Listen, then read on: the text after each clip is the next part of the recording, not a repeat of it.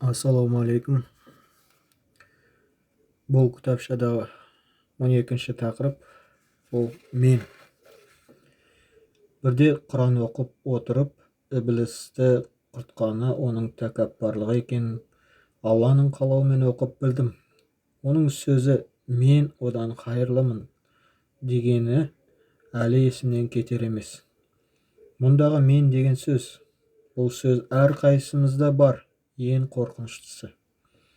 Біздің өміріміздегі қарама-қайшылықтар бар. Діни болсын, ұлтаралық болсын, туыстық болсын, және тағы басқа. Оған себеп бір ғана сөз, ол мен.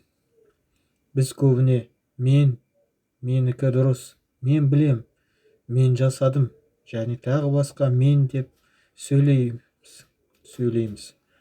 Әрі солай ойлаймыз.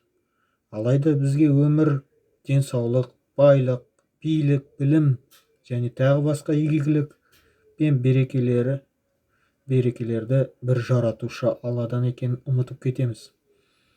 Мен деп Алламен байланысымызды үземіз, тәкаппарлық жасаймыз. Осы арада Ібліске және қол астындағы қол шақпарлары шайтандарға еріп кетуіміз мүмкін. Алла сақтасын.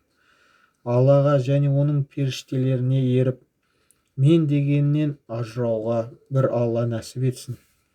Осы күнде дінді бірнеше ағымдар бар. Әрқайсы менікі дұрыс дейді. Алайда кімдікі дұрыс екенін тек бір жаратушы Алла біледі. Ал мен болса тек адасуға келеді.